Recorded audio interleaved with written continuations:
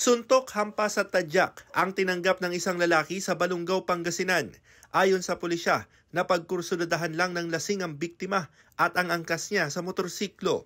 Nagkataon na naputol po itong kadena ng kanilang motor. So, hindi po sila maka-accelerate. Kuminto po sila. Nagkataon na doon po sa nahintuan nila, may tatlong mga lalaking lasing po. Lamang sila ng suntukan. Kwento ng kinakasama ng rider, bibili lang sana ang biktima ng diaper ng kanilang anak. Nung napahinto yung motor doon, parang pinagtitripan na po sila. Kala hindi po nila pinansin. Binilid niya po yung motor. Tapos sinanap nila yung kadena.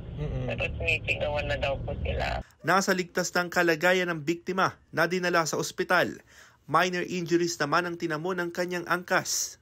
Ayon sa pulisya, tukoy ng pagkakakilanlan ng 7 suspect sa pambubugbog.